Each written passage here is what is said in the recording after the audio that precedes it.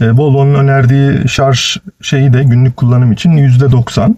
Dolayısıyla %90'a şarj ettim ve bugün çıkacağız. Bodrum çok inişli çıkışlı bir yer. İşte kıyıları dolaşırız. Sonra diğer günler köyleri falan dolaşırız. Böyle biraz şehir içi dolaşacağız. Relive uygulamasından da gittiğimiz yerleri, yükseklikleri, hızlarımızı göreceğiz. Şehir içi sürüş olacak. Şu anda 470 kilometre veriyor araç veri olarak. Son kullanışlarıma bakıyor ve ona göre, son tüketimlerine göre hesaplıyor. Standart bir şey yazmıyor yani.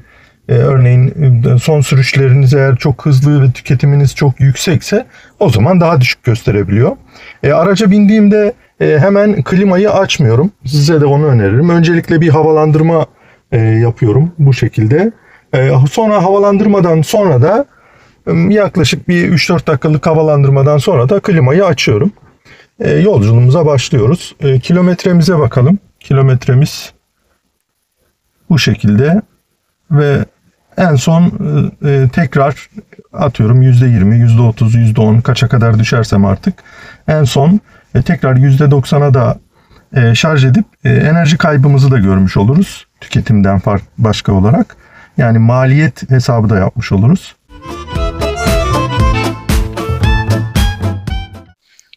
Bodrum'u seviyorum. İşte evimiz biraz yüksekte ama koya çok yakın. Yürüyerek gidebiliyoruz ama bu kısmı tercih etmiyorum denizde. Çok fazla akşamdan Gümbet Kenar'da eğlence merkezi olduğu için akşamdan kalan çok fazla insan oluyor. Hatta uyumamış oluyor çoğu. Beyin faaliyetleri tam sağlıklı çalışmıyor. Akşamdan aldıkları maddeler ve içkiler nedeniyle. O nedenle orada girmeyi çok tercih etmiyorum. Özellikle Temmuz-Ağustos aylarında. Okullar açıldıktan sonra tabii ki oralarda da giriyoruz.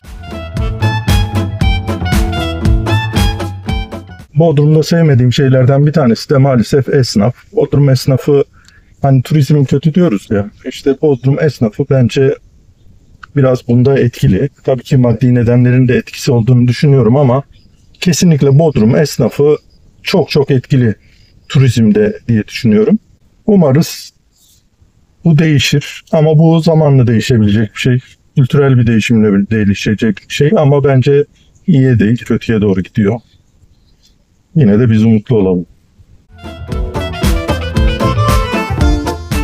Bitez'e doğru gelmeye başladık. Bitez'de bir sahilde biraz dolaşırız. Tabii klimayı açınca bakın 420 kilometre verdi. Yani 470'ten 420 kilometreye düştü verdiği menzil. Ama bakacağız nasıl olacak. Kademeli çalıştırıyorum üstelik de. Yani şimdi şuradan göstereyim. Bakın kademede çalıştırıyorum. Yani birinci kademede çalıştırıyorum. Ama ona rağmen klimada 50 kilometre birden düştü. Bakalım nasıl olacak. Şimdi burada bir mola verelim. Biraz sahilde dolaşalım. Şapkamızı da getirdik. Havamız sıcak. Burada Vites sahilinde güzel hizmetlerden bir tanesi işte belediyenin, daha doğrusu hemen hemen bütün koylarda var. Bodrum Belediyesi'nin güzel hizmetlerinden bir tanesi halk plajları var. Bu halk plajlarında hem şezlonglar var ama erken gelip işte şezlongları kapmak gerekiyor. Şu anda saat kaç? 9.30-10'a geliyor. İşte şezlonglar var örneğin. Muhtemelen okulların açılmasına da yakın olduğu içindir. Şurada ileri kısımda liman, daha doğrusu teknelerin de bağlandığı iskelenin orada belediyenin bir kafesi var. Fiyatları tabii piyasaya göre uygun. Gümbet'te de aynı durum var. Şu teknelerin buralarda olması, bütün koylarda özel teknelerin gelmesi Bodrum için fecaat. Bodrum denizini çok kirletiyor maalesef. Çok kirletiyor. Yani plaj olan yerde olmamalı bunlar. Bence olmamalı. Ona uygun yerlere taşınmalı. Burası Yelken Kulübü. Vitez'de yelken yarışları yapılıyor. Biz Fotoğraf Derneği olarak Bodrum Cup yelken yarışlarını da aynı zamanda fotoğraflamıştık. Çok güzel görüntüler ortaya çıkıyor. Hemen Vitez'de sahilde böyle Üç Fidan Parkı var. Deniz gezmişlerle ilgili bir park. Hemen onun yanında Bodrum Belediyesi'nin dediğim gibi Bitez'deki kafeteryası var. Oradan işte çay, kahve, yemek ne isterseniz onları yiyorsunuz, içiyorsunuz. Burası da bir ilerisi de teknelerin bağlandığı iskele. Bodrum'da sahil şeridinde, daha doğrusu Bitez'deki sahil şeridinde denize girilen yerler şu ileriden itibaren başlıyor. Aktur var şu arkada. Aktur'un o koydaki deniz daha güzel. Şu arkadaki koydaki deniz çok daha güzel. Ama Bitez'in kendisini çok seviyorum çünkü mandalina bahçeleriyle dolu. Hatta bir kısmının yolu bile yok yani. Yolu var ama stabilize yollar ve çok dar yollar. Mandalina bahçelerinin içinde. Bitez çok yeşil bir yer. Tepeden bakıldığında çok daha net görülüyor.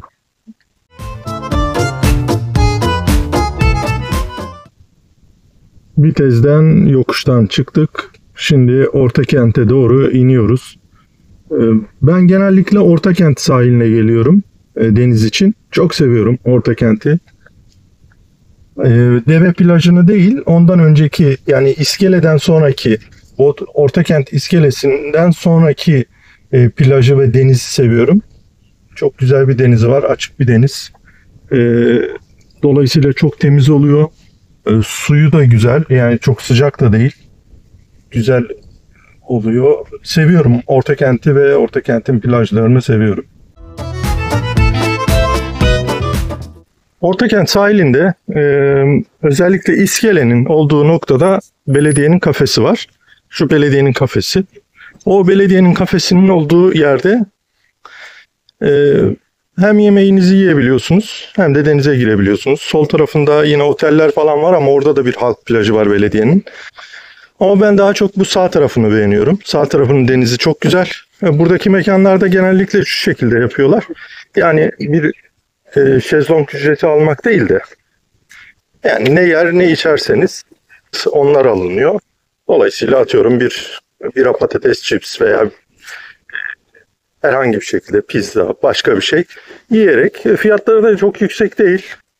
Yani belediyeden bir tık pahalı diyeyim. O nedenle ben burayı daha çok tercih ediyorum. Haftada 1-2 gün buraya geliyoruz. Ama sabah saatleri çok çok güzel oluyor.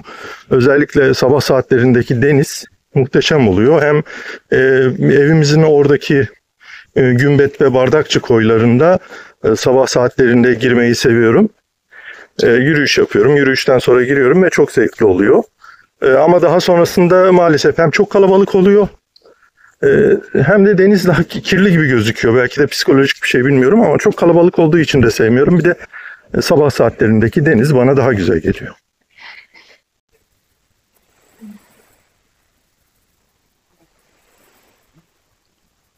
İşte burası bahsettiğim iskelenin sağ tarafındaki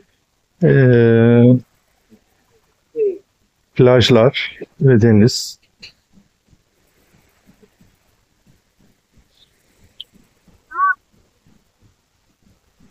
Buranın denizi çok güzel oluyor ve özellikle sabahları dediğim gibi mükemmel. Hem insan sayısı az oluyor. Sahildeki işletmeler de güzel. Bu işletmeleri beğeniyorum. Kimisi limit uyguluyor. İşte günlük 500 lira, 600 lira gibi. Kimisi hiç limit de uygulamıyor. Ne yerseniz, ne içerseniz.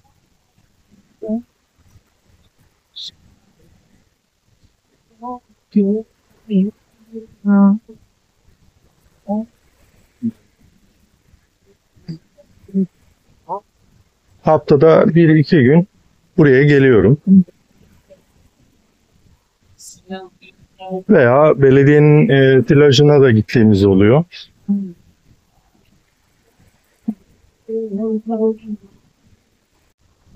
Burada butik oteller de var bu sahilde çok fazla. Fiyatları nedir bilmiyorum ama yani ben mesela her şey dahil bir otel yerine buradaki bir kahvaltı dahil bir oteli butik oteli tercih ederim. Ve gayet de uzun bir sahili var. Çok uzun bir sahili var. Yani yürü yürü bitmiyor. Seçenek de çok.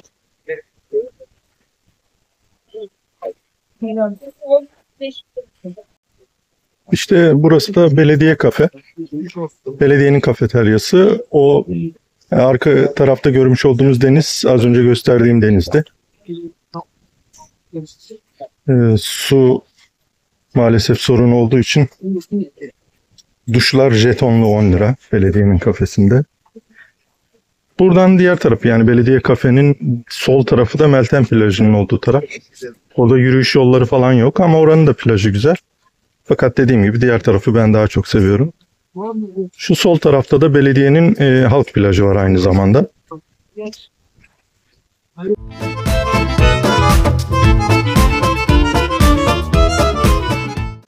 Bakın burada niye durdum? İşte Bodrum'daki bana göre kötü yapılaşmalar. Ama esasen şu Deve plajını göstermek için durdum. Orada kalp şeklinde bir körfez görüyorsunuz ya, onun o tarafı az önceki benim gösterdiğim Ortakent'teki plajda. Diğer sağ tarafının olduğu yerde Deve plajına doğru gidiyor. Şu cami, gördüğünüz cami ise İslam merkezi olarak yapılıyor. Epey bir tartışma çıkmıştı onunla ilgili. Yorumları size bırakıyorum artık. Yaklaşık 30.000 kişiyi kapsayacağı söyleniyor, çalışanlar ve çocuklarıyla birlikte. Ortakent'e şimdilik veda edip Karayincir Akyarlar tarafına doğru gidiyoruz. Akvaryumu geçtikten sonra oraya gideceğiz.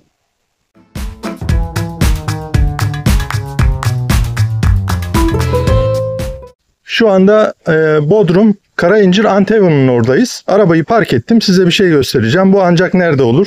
Siz bilin, bizim gibi Türkiye'de. Bomboş otopark, bak. Her yer boş. Ama iki arkadaşımız Audi ve Nissan Qashqai, Audi A3 ve Nissan Qashqai, Coltra'nın şarj istasyonunun önüne park etmişler. İşte Antevon burası. İçinde birçok markanın da olduğu bir tür AVM gibi diyebiliriz. Açık AVM diyelim. Tasarım ve dizayn açısından birkaç ödülü var bildiğim kadarıyla. Tabii sabah saatleri daha erken. Akşamları daha çok dolu oluyor burası.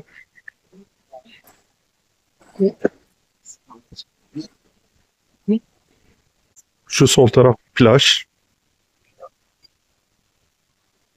Ama fiyatlar çok yüksek bildiğim kadarıyla plajda. Ama buradaki normal yiyecek içecek mekanları normal fiyatları çok yüksek değil.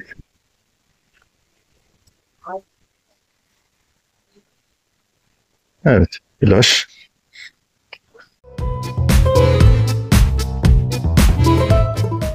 Ve geldi gönlümün güzeli.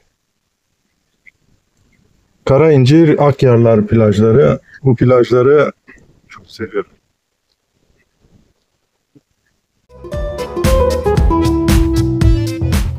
Evet, şimdi Akyarlar plajındayız. Şu görmüş olduğunuz Akyarlar plajı. Meteor Beach daha doğrusu. Hemen arkasında ise Karayincir var.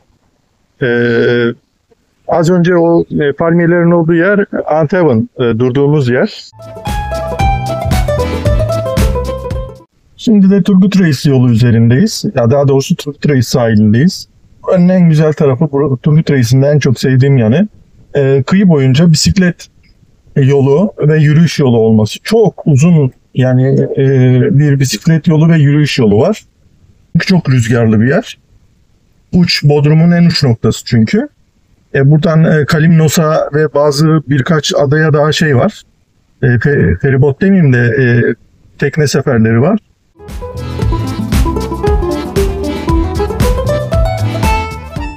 Turgut Reis'ten Gümüşlü'ye doğru yola çıktık.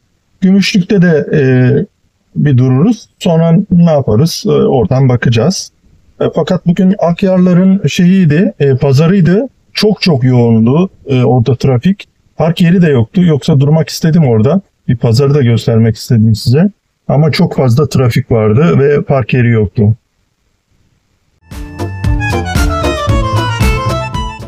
Burası da Gümüşlük Koyu. Tepeden bakmak istedim buraya. Tavşan Adası meşhur. Salaş ve Güzel mekanların olduğu bir yer ama özellikle balık restoranları çok pahalı. Yine de doğal kalmış yerlerinden birisi Gümüşlük, Bodrum'un. Buradan şimdi Yalıkavak'a geçeceğiz. Tabii hem klima hem de yokuşlar çok fazla etkiliyor. Görüyorsunuz, örneğin yokuş çıkıyoruz. Bakın yokuş çıktığımızda ki tüketime bakın. Görebiliyor musunuz? Yani müthiş. Tam böyle Gümüşlük'ten sonra çıka çıka gidiyoruz. Hem çıkışlar hem inişler. İnişlerde tabii araba şarj ediyor.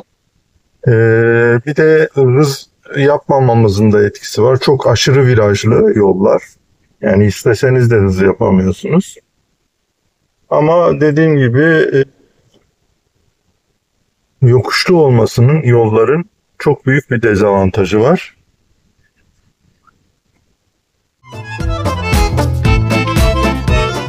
Klimamız tek kademede açık. 20 derecede ve tek kademede çalışıyor. Gayet de iyi soğutuyor. Yani herhangi bir sıkıntı yok soğutmayla ilgili. Yani şu virajlara bakar mısınız? Bak. Ama tabii bu virajların güzelliği de inişlerin, çıkışların. Her çıktıktan sonra inerken ki manzaranız muhteşem.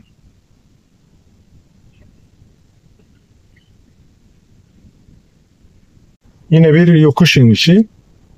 Tabii her şey çok mu muhteşem derseniz, hayır, bazı inşaatlar özellikle mimari açıdan çok felaket. Yani Bodrum'un bir kendine has yapısı var.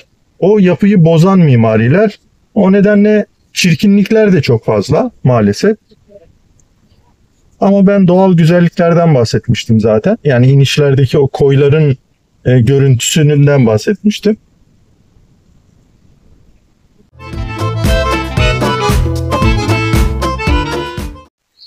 Evet, Yalıkavak Marina'nın biraz ilerisinde park ettim. Yalıkavak Marina'nın orası çok fazla kalabalıktı. İlerisi Yalıkavak Marina. Yalıkavak'ın olduğu yerde Küdür Adası var, şu karşıda gördüğünüz. Küdür Adası doğal sit koruma alanı. Orası geçmişte volkanik bir oluşummuş. Bir tarihi geçmişi var. Aynı zamanda yerleşim yerleri de varmış oralarda.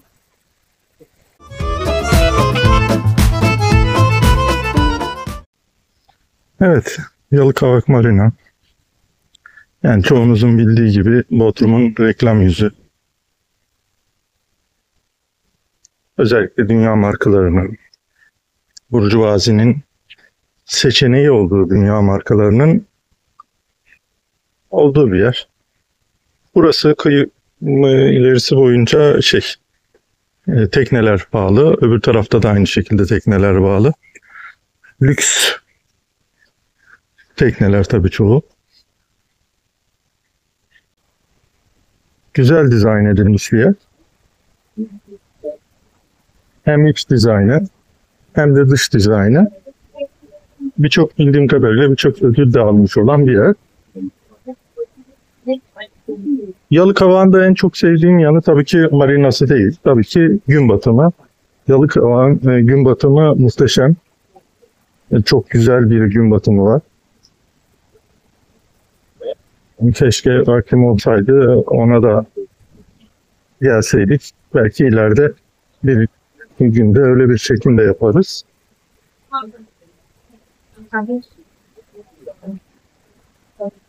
Şimdi bir kahve molası vereceğim kendim için. Çoğu zaman gündeme geliyor tabii burası, biliyorsunuz.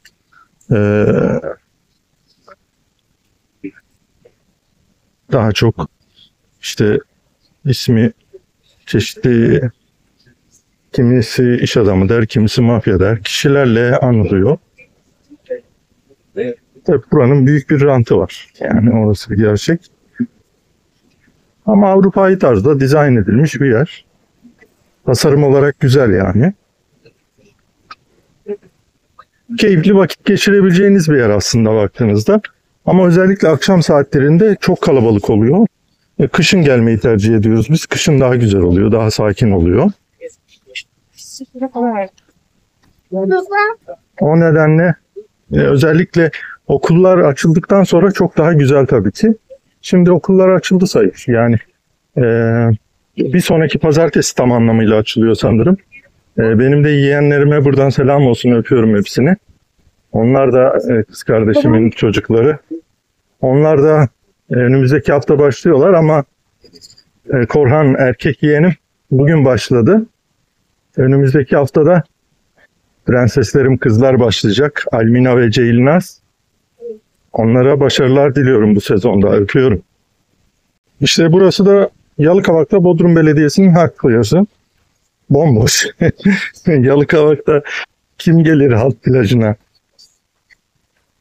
Bomboş şezlonglar. Şezlonglar da boş. Hemen marinanın yan tarafında. Tabii arabayla gelirseniz arabayı park etmek çok kolay değil. Bizim gibi eğer ara sokakları biliyorsanız ancak park yeri bulabilirsiniz ama tam karşısında park yeri var. Halk plajı ücretsiz ama park yeri ücretli.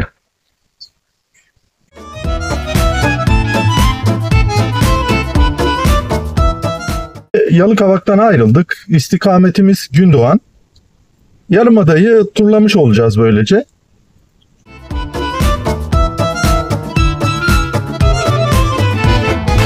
Gündoğan da çok kalabalık yerlerden birisi.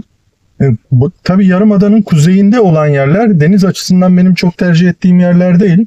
Ama Bodrum'da yaşamak için güzel yerler. Kötü yerler değil yani. Güzel yerler.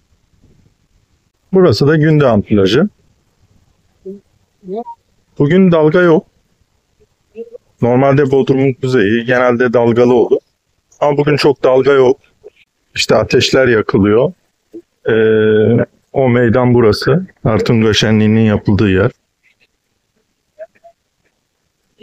Bu tarafta marinası var. Teknelerin falan bağlandığı. Balıkçı teknelerimiz de burada. Akşamcı restoranlarımız burada. Bu taraftaki koyda genellikle çok denize girmiyor insanlar. Daha çok sol taraftaki denize giriyorlar.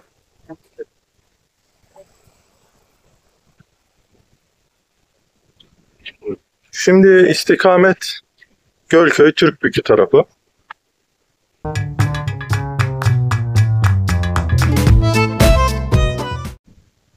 Ve Türkbükü Gölköy bölgesi yukarıdan görünüş.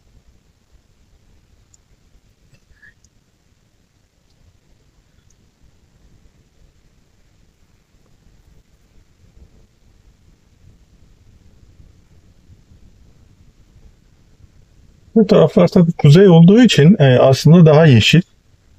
Bodrum genelde çok kurak birçok yeri. Ama burası çok yeşil. Evet, burası da Göl Türkbükü sahili. Aslında Gölköy ve Türkbükü'nün birleştirilmiş hali. İlk önce Gölköy, sonra Türkbükü geliyor. Bu ileride şey var. Bodrum Belediyesi'nin halk plajı var. Burada da bu şekilde özel plajlar var. Şu anda güzel deniz. Fena değil yani, rüzgarlı ve dalgalı değil. Temiz de. Zaten Temmuz-Ağustos'ta bu tarafın denizi girmek için daha uygun oluyor. Çünkü bir taraf çok sıcak oluyor. Diğer taraf, bizim taraf. Ama bu taraf daha uygun, daha güzel.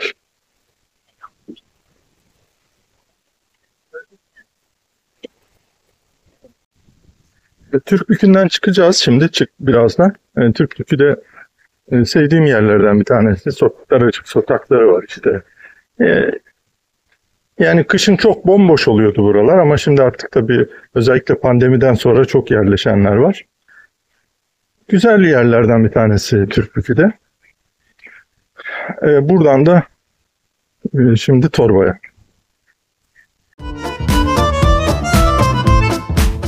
Bu arada lastik basıncı arada benim şey oluyor. Bu şekilde uyarı veriyor. Çünkü çok sıcak. Gündüz uyarı veriyor. Sonra gidiyorum akşam ölçüyorum, bakıyorum. Hiçbir sıkıntı yok. Yine 41 PSI. Yani daha doğrusu sabahleyin baktığımda 41 PSI oluyor. Muhtemelen işte gündüz sıcak, çok sıcak olunca basınç değerleri değişiyor. Sonra geceleyin tekrar hava normal seviyelere dönünce sabahleyin kontrol ettiğimde yine 41 PCI'de bakıyorum. Sonra tekrar hafızaya alıyorum mevcut şeyi. Ama yine gündüz bu şekilde yapıyor. Artık yazın böyle. Zaten soğuk havalarda bu önerilen basıncı ayarlamak gerekiyor. 41 PCI'ya. Ben de o şekilde ayarlamıştım zaten. Yani Kasım ayında aracı aldım. Kasım işte Aralık falandı ben ayarladığımda. Tabii Türkbükü'nden sonra iniş başladı.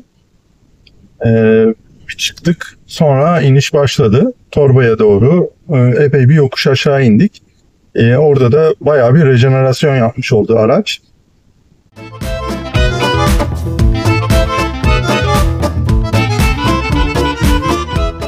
Şimdi de Torba plajındayız. Size görüldüğü gibi Torba'nın yani kum durumu çok iyi değil ya. Sahillerinde de pek sıkış tepiş her şey. Ama Torba kuzeyi olduğu için işte bakın yemyeşil. Evet, yemyeşil. Dağlar yemyeşil. Tabii bu kuzey tarafında evet çam ağaçları çok fazla var. Köylerinde de çok fazla var. Sedirler, çamlar çok fazla var ama Bodrum'un yarımada kısmında yani güney kısmında kiler genellikle makinikler. Şimdi Torba sahilinden de Bodrum merkeze geçeceğiz. Biraz da orada vakit geçiririz.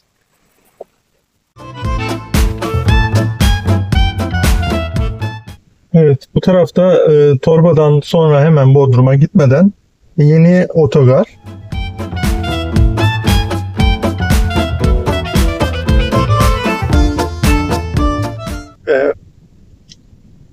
Bodrum merkeze doğru gelmiş oluyoruz Torba'dan.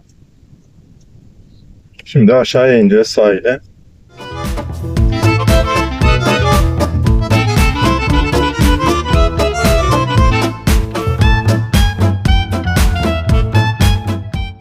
Ben genellikle araca bindiğimde 4-5 dakika klimayı açmıyorum. Daha sonrasında bu şekilde tek kademe sadece yüzüme veriyorum.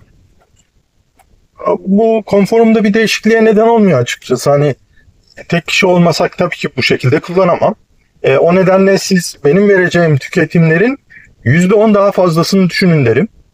Çünkü eğer tek kişi yolculuk yapmıyorsanız ve benim gibi bu şekilde kullanmıyorsanız. Bodrum merkeze geldik. Arabayı bu tarafta bir port var. Belki bilirsiniz. Uluslararası port. Yunanistan'a giden feribotlar ve tekneler oradan gidiyorlar. Yolcu gemileri. Kruz gemileri de oraya geliyor. Burası Kumbahçe sahili. Kale. Ve bayraklı yer görünüyor mu bilmiyorum. Orası askeriyenin olduğu yer. Askeri kampın olduğu yer. Şimdi biraz Bodrum sahilinde dolaşırım. Sonra tekrar yola çıkarız. Bir de söylemek istediğim bir şey var. Şimdi bu Kumbahçe sahili burası. Bakın insanlar denize giriyorlar doğal olarak. Farklı olarak. Hem burada butik pansiyonlar, oteller var. Hem de evleri var insan. Ama bakın görüyor musunuz? Bir sürü tekne. Ya mümkün değil ki buranın temiz kalması yani. Şimdi size bir şey daha göstermek istedim. Burası liman portun olduğu yer. Tam onun sol tarafında bakın Giritli teyze plaj kafe yazıyor. Burada belediyenin hem kafesi hem halk plajı var. Giritli teyze plajı.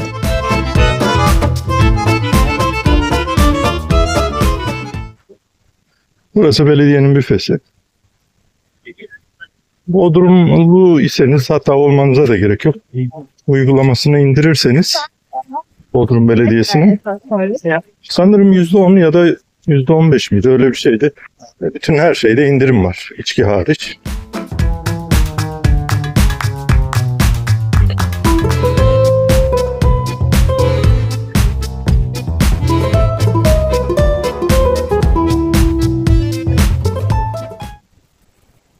Buranın denizi de bu şekilde, plajı da bu şekilde. Bugün çoğunlukla klimayı çalıştırmadım sayılır. Çünkü %50 gibi çalıştırdım sayılır. Çünkü ilk binişlerde genelde pencereleri açtım. Deniz kenarında bugün yarımadanın kenarlarından, kıyılarından dolaştığımız için kıyılarda özellikle hani deniz havası girsin istedim ve pencereleri açtım. Gayet de güzel oldu. Herhangi bir sıkıntı çekmedim. Daha sonra köyleri dolaştığımızda tabii şeyi açarım. Klimayı açarız. Eşim onda muhtemelen eşim de olur. O zaten arabaya biner binmez klimayı açıyor. O nedenle ondaki tüketimlerimiz daha yüksek olur. Şu anki tüketimlerimiz çok yüksek değil. Genelde yavaş kullandığımız için arabayı ve aynı zamanda da inişlerde de güzel rejenerasyon yaptım. Volvo Elektrikli Araç Kullanıcıları grubunun kurucusu İsmail Bey'in kulakları çınlasın. Ben okşayarak araba kullanıyorum diyordu. Okşamak bir sanattır diyordu. İşte ben de gaz pedalına okşayarak dokunuyorum. Dediğim gibi siz bunun %10 daha fazlasını düşünün benim yaptığım tüketimlerin. Ama ben genelde Bodrum şehir içinde kullandığımda ve evden şarj ettiğim için tüketimi çok önemsemiyorum. Yani bir deniz kenarına gittiğimizde önceden arabaya binmeden 10 dakika önce örneğin uzaktan çalıştırmayla klimayı çalıştırıyorum ve dolayısıyla herhangi bir şekilde bir şey kaygısı duymuyorum. Menzil kaygısı duymuyorum. Şehir içindeyseniz eğer evinizde de şarj ediyorsanız menzili dert edecek hiçbir şey yok. Yani 13 kW değil 20 kW tüketsem ne olacak yani? Ne önemi var yani? Hiçbir önemi yok. Ne kadar ki maliyeti yani? O nedenle çok önemsemiyorum. Şimdi Bodrum merkezdeyiz. Bu arada şehir içi tüketimle ilgili bir şey söylemek istiyorum. Önemli bir şey. Şehir içi tüketimlerde eğer kısa mesafe yapıyorsanız tüketimler çok çok yüksek oluyor. Yani ben bugünkü aynı sürüş stilimle kullanmış olsaydım arabayı ve 10 kilometre kullansaydım. Sonra dönseydim yani 10 kilometre sonra evde olsaydım arabayı park etmiş olsaydım tüketimlerim muhtemelen 25 kWh civarlarında olurdu. Yani belki de daha fazla olurdu. Yani kısa mesafeler değil uzun mesafeler yapılabiliyorsa 20-25 kilometrenin altında mesafe kat edilmiyorsa o zaman şehir içi tüketimleri çok az oluyor. Yani onu söylemek istiyorum. Şimdi ben bugün kaç kilometre? 90 kilometre yapmışız neredeyse. Ben Tesla'da bunun %10 daha fazla altında tüketim yapıyordum. Daha düşük yapıyordum tüketimleri. 90 kilometre değil de ben 10 kilometre yapmış olsaydım muhtemelen tüketimlerimiz çok yüksek olacaktı. 5 kilometre yapsaydım belki 50 kWh olacaktı. Ama 15-20 kilometrenin, 30 kilometrenin altına düşülmediğinde başlangıçtan itibaren sürüş tüketimler çok az oluyor. Şimdi Gümbet Değirmenlerin oraya gidiyoruz Bardakçı'da. Hem böyle Bodrum'u hem de bu şekilde Gümbet koyunu görebiliyorsunuz. Hem de değirmenlere çıkıyorsunuz. Burası özellikle akşam saatlerinde gün batımında çok güzel oluyor. O nedenle çok tercih ediliyor.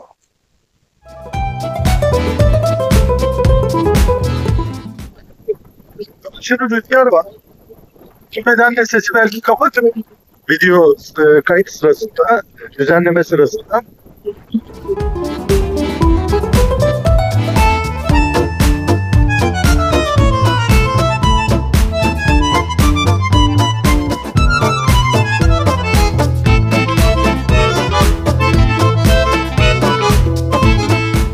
Burası da Gümbet'teki halk plajı ve kafenin olduğu yer. Dediğim gibi bu noktayı çok sevmiyorum ama yine de her koyda böyle halk plajlarının olması güzel. Diğer taraflar özel. Bu taraf Gümbet koyu. Şu yel değirmenlerinin olduğu yerde az önce çıkıp İşte iki tarafa baktım. Hem Bodrum tarafına, Bodrum tarafına hem de Gümbet tarafına baktığımız yer. Burası da halk plajının olduğu nokta. Arkasında da hemen belediyenin kafesi var. Burada da park alanı var. Spor alanları var. Çocuk oyun alanları var. Dünyamız çok güzel ama biz kötüyüz. İnsan kötü maalesef. Şimdi bakın Gümbet Koyu. Gümbet Koyu'nun bu giderken de şimdi bakarız. Teknelerine bu şekilde kaçak iskeleler koymuşlar derme çatma. Burası kaç defa yıkıldı yani. Kışın dalgalar bunları yıktı, rüzgar bunları yıktı. Yine yaptılar, sorun değil. Sonuçta ileride iskele var. İskele ücretli olabilir, tamam, ama yani daha şık, daha güzel olmalı. Derme çatma, hepsi aslı, şeyli, pislikler içeriye gidiyor. Burada mesela birazdan görürsünüz, tekneler boyalarını kazıyorlar, tekrar boyuyorlar. O boyalar denize akıyor sonuçta. O kazınan her şey buraya akıyor. Denize akıyor, yağmurlarla, rüzgarla buraya gidiyor. Bütün pislikler buraya gidiyor. Bu kadar çok teknenin olduğu yerde denizin temiz olması mümkün mü? Ahmet Başkan'ı seviyorum. Güzel de çalıştı. İyi de bir insan. Toplantılar yaptı, mahalle toplantıları, ama bu konuda eleştiriyorum maalesef. Bakın Muğla Büyükşehir Belediye Başkanı oldu. Maalesef. Bakın. Şimdi giderken göstereyim. Tekneci arkadaşlarımız o tamirlerini yapıyorlar. Bütün kazıyorlar. Bütün pislikleri burada. Denizimiz temiz. İnsanımız iyi. Türkiye çok güzel. Her yeri çok güzel. Dünyamız çok güzel. Ama biz kötüyüz biz. İnsan kötü. Maalesef. Bakın. Tamir edilen tekneler. Tersane ya. Resmen tersane ve kamp alanı. Bak. Derme çatma iskeleler. O şilingir sofraları kuruluyor.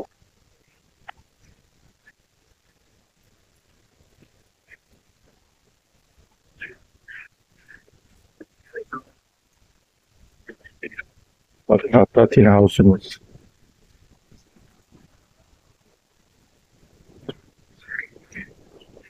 Maalesef. Evet, şu anda sizinle tam 100 kilometre verisi paylaşmak istiyorum. Tam 100 kilometre oldu. Eve de çok az kaldı zaten. Eve gelmiştik de tekrar geri döndüm pazar için. Viteze geldim. Sonra tekrar şimdi eve dönüyorum. Tam 100 kilometre verisini almış olduk. Sürekli böyle yokuş iniyoruz, yokuş çıkıyoruz. Yokuş iniyoruz, yokuş çıkıyoruz. En büyük dezavantajımız o. Ama tabii çok virajlı ve çok inişli çıkışlı olduğu için yavaş gitmiş oluyor araç, istese de istemese de. Dolayısıyla o da bir yönde tüketimi olumlu etkiliyor ama iniş çıkışlar tabii ki olumsuz etkiliyor.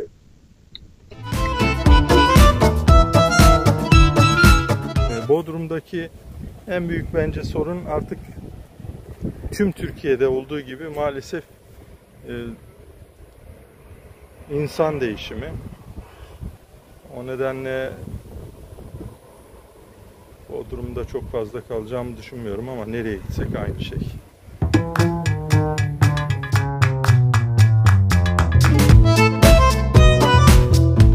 Bu 100 kilometreyi tamamladık. Hatta bir tık geçtik. Şu an itibariyle baktığımızda 340 kilometre menzil kaldığını gösteriyor.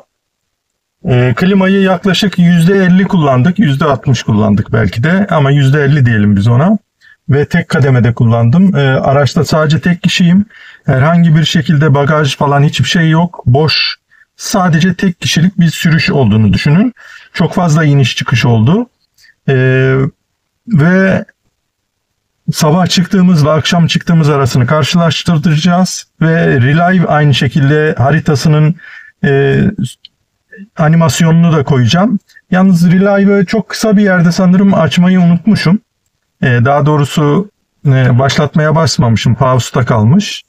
O nedenle bir kısa mesafe Relive'de gözükmeyebilir. Ama sonucumuz bu. Bu şekilde baktığımızda şöyle düşünebilirsiniz. Yani işte bir kişi daha arttığında klimayı otomatik kullanırsanız veya klimayı %100 kullanırsanız bu veriler artış gösterecektir. Ama şöyle düşünün, burası çok inişli çıkışlı bir yer. Siz de daha düz bir yerde yaşıyorsunuzdur. O zaman sizin için çok sıkıntı olmayacaktır. Neden çok sıkıntı olmayacaktır? Hemen hemen bu verileri yakalarsınız zaten. Yani ama tabii ki bunda sürüş stili çok önemli. Yani ben hiçbir zaman ani hızlanmalar yapmıyorum. Hep yani örneğin 50 kilometreden 80 kilometre hıza siz 4-5 saniyede çıkıyorsanız ben 6 saniyede 8 saniyede çıkıyorum. Yani daha yavaş kullanıyorum, yani tarzım öyle. O nedenle siz kendi tarzınıza göre şey yapabilirsiniz, yorumlayabilirsiniz. Daha sonra Bodrum'un köylerini de gideceğiz. Köyleri tabii ki çok daha yüksek, sürekli çıkış olan ve tırmanış olan, epey bir tırmanış olan yerler. Dolayısıyla o Bodrum'un köylerini ayrı bir şekilde değerlendireceğiz. Şehir içi sürüşü tam demeyelim, kırsal kesim sürüşü demek daha doğru olur. Veya çok daha Bodrum'dan çok daha yüksek inişli çıkışlı yerde yaşıyorsunuzdur. O zaman o veriyi değerlendirmeniz gerekir. Teşekkürler.